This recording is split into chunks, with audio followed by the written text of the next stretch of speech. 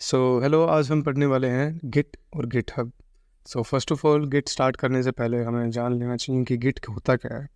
सो ये डेफिनेशन आपने हर जगह पढ़ी होगी कि गिट एक डिस्ट्रीब्यूटेड वर्जन कंट्रोल सिस्टम है। सो वर्जन कंट्रोल सिस्टम से हम क्या जान सकते हैं, जैसे कि कोई भी न्यू एप्लीकेशन होती है या फिर सॉफ्टवेयर्स होते हैं, तो उनके अपडेट्स आते रहते हैं, डिफरेंट वर्जन्स आते रहते हैं। तो वो क्या होते हैं, मतलब डेवलपर्स ने कुछ उनके कोड में कुछ इन्हांसमेंट या फिर चेंज किया, कुछ ऑप्टिमाइज्ड कोड लिखा या फिर कुछ फंक्शनैलिटीज़ और ऐड कर दी। भी हम कोड लिखते हैं तो हमें अपने प्रोजेक्ट में जितने भी चेंजेस करे हैं इन सब चीज़ों का ट्रैक रखना पड़ता है। अगर ट्रैक आप रखना चाहते हो कि आपने किस दिन को क्या चेंज किया, पहले दिन आपका प्रोजेक्ट कैसे दिखता था, अब कैसा दिखता है, तो ये सारा ट्रैक आप गिट के थ्रू रख सकते हो। ऐसा नहीं होता कि हम एक बार ही पूरा सॉफ्टवेयर का एकदम से कोड लिख देते हैं। हमारे दिमाग में कोई नई चीज़ आती रहती है, कुछ फंक्शनैलिटीज़ हमें ऐड करनी पड़ती है। टाइम के अकॉर्डिंग प्रोजेक्ट चेंज होते रहते हैं। और गिट में एक टर्मिनोलॉजी भी होती है कि रिपोजिटरीज़ क्या होती है। तो रिपोजिटरीज़ कुछ नहीं होती है, बस एक लोकेशन होती है जहाँ पे आपके प्रोजेक्ट की फाइल्स सेव होती हैं, जो डेटा होता है वो सेव होता है। अब अगर, और एक तो रिपोजिटरीज़ हो गए, ऐसे ही एक गिट रिपोजिटरी होती है। गिट रिपोजिटरी मतलब सिंपल रिपोजिटरीज, अगर वो गिट के थ्रू मैनेज की जा रही है और गिटहब पे स्टोर की जा रही हैं, तो उन्हें हम गिट रिपोजिटरीज कहते हैं। Simple. So first of all, अगर आप लाइनक्स पे हो तो सिंपली अगर गिट इंस्टॉल, पहले तो प्री इंस्टॉल्ड आता आई थिंक लाइनक्स के अंदर। सो अगर गिट फिर भी इंस्टॉल करना है तो सिंपल कमांड होती है sudo apt install git. Simple. मेरे वाले में इसलिए कहते हैं git is already the newest version. अगर आपके पास गिट नहीं होगा तो ऑलरेडी इंस्टॉल हो जाएगा। गिट का वर्जन चेक करने के लिए कमांड होती है गिट -- वर्जन। तो इसका गिट का वर्जन है मेरा 2.34.1। सो अब अब तक ये कमांड पढ़ी आपने, गिट -- वर्जन। इससे आप गिट का वर्जन जान सकते हो। So first of all, git install करने के बाद या फिर गिट अगर प्री इंस्टॉल्ड है उसके बाद हमें दो चीज़ें डालनी पड़ती हैं कि यूज़र का जो नेम है और यूज़र की जो ईमेल आईडी है वो हमें डालनी पड़ती है। अब यूजुअली ईमेल आईडी में वही ईमेल आईडी डाल दो जो गिटहब अकाउंट पे लॉगिन करते समय आपकी डाली होगी।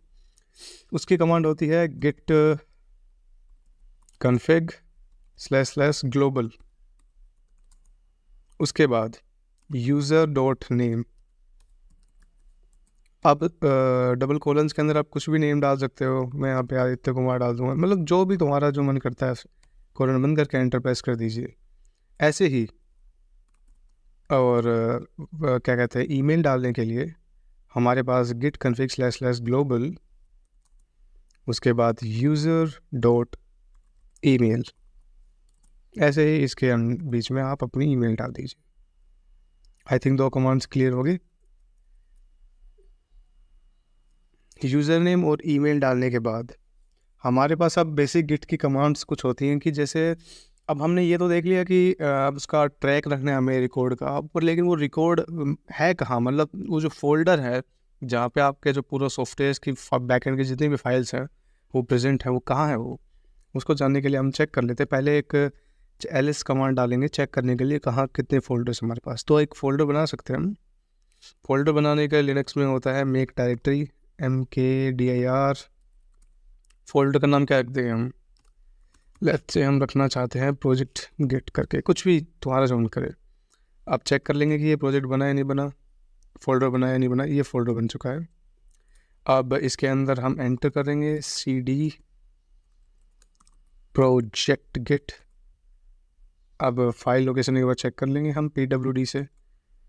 मैं ये ऑलरेडी मेंशन करता हूँ कि तुम्हें ये सारी कमांड्स पता हैं, pwd ls, ये सारी एक बार तुमने चेक कर लिया। अब तुम इस फोल्डर में आ चुके हो। अब जैसे एक कमांड होती है गिट की, गिट स्टेटस करके, वो तुम्हें ये बताती है कि करंटली क्या स्टेटस है तुम्हारे गिट के प्रोजेक्ट का, कि क्या प्रोजेक्ट हो चुका है, कितनी फाइल्स बनी है, नहीं बनी है, क्या वो फोल्डर जिसके अंदर तुम हो वो अभी गिट अब से मैनेज कर भी पा रहा है, नहीं पा रहा, जो रिपोजिटरी है ये प्रोजेक्ट गिट करके। सो अभी हम चेक करेंगे गिट स्टेटस। सो ये कह रहा है फेटल नो गिट रिपोजिटरी, यानी ये जो जिस फोल्डर में हम हैं, जो प्रोजेक्ट गिट नाम का जो फोल्डर है, इसके अंदर ये गिट रिपोजिटरी नहीं है, ये हमें ये बता रहा है। सो किसी भी डायरेक्टरी को, किसी भी रिपोजिटरी को आप गिट रिपोजिटरी में कैसे कन्वर्ट करते हो, उसकी कमांड होती है गिट इनिट करके।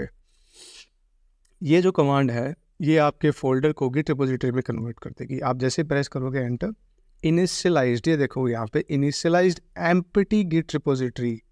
एम्प्टी क्यों? क्योंकि अभी हमारे पास कोई फोल्डर नहीं, कोई फाइल्स नहीं है, इसमें कुछ भी नहीं है, राइट। ऐसे ही अब हम दोबारा गिट स्टेटस चेक करते हैं।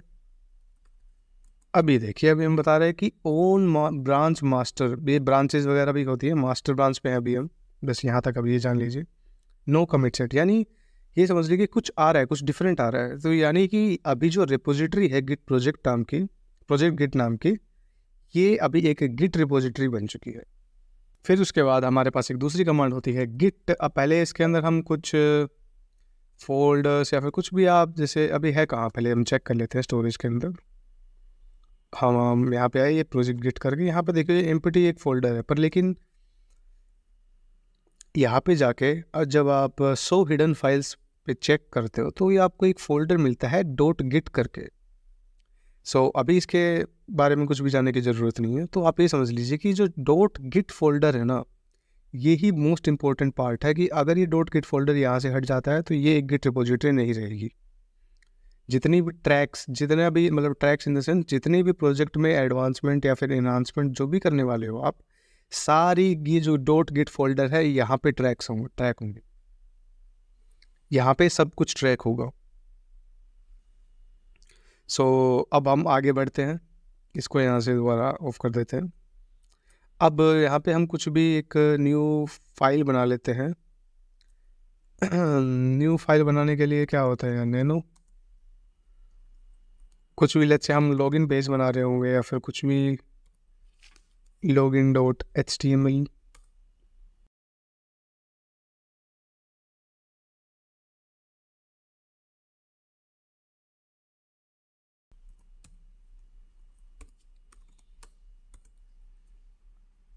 अब इसको सेव करेंगे, पहले Ctrl+X, यस, एंटर प्रेस कर देंगे। अब हमारी एक फ़ाइल बन चुकी है, इसमें हम चेक कर सकते हैं वैसे गिट स्टेटस करके। ये देखिए यहाँ पे login.html की एक फ़ाइल है जो कि अनट्रैक्ड है, यानी कि ये जो आपने फ़ाइल बनाई है, यानी कुछ चेंजेस किए हैं आपने उस फोल्डर के अंदर, उस रेपोजिटरी के अंदर, ये अनट्रैक्ड है। अब इसको ट्रैक करने के लिए हम एक कमांड लिखेंगे git add, और अगर डॉट डाल देंगे तो जितने भी जो भी अनट्रैक्ड चेंजेस हैं सारे स्टेजिंग एरिया पे पहुंच जाएंगे। चेक करने के लिए वापस गेट स्टेटस, ये देखिए चेंजेस टू कमिट, ये देखो पहले रेड पे आ रहा था, अभी ये ग्रीन पे आ रहा है, कि ये बता रहे हैं कि न्यू फाइल बनी है जो कि अभी एक स्टेजिंग एरिया पे है।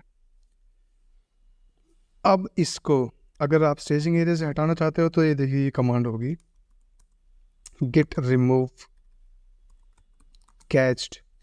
फाइल का नाम, यहाँ पे फाइल का नाम है login.html। ये देखिए ये इसने स्टेजिंग एरिया से हटा के दोबारा अनट्रैक्ड फाइल्स में डाल दी। चेक करने के लिए दोबारा गिट स्टेटस,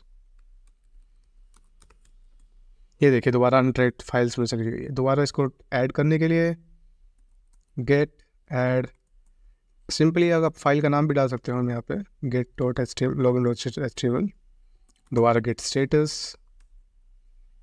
अब देखिए दोबारा यहाँ पे स्टेजिंग एरिया पे पहुँच चुकी है। अब ये समझ लीजिए स्टेजिंग एरिया ये होता है कि एक कमिट से एक स्टेप बैक होता है, कि इसमें चेंजेस जो होते हैं सारे ट्रैक्ड होते हैं, और अगर ये चेंजेस जो आपने किए हैं ये अप्रूव हो जाते हैं, आपके जो टीम लीडर या फिर जो भी चेंजेस किए हैं ये सारे सही हैं, तो आप इसको कमिट करने के लिए हमारे पास कमांड होती है सिंपल गिट कमिट।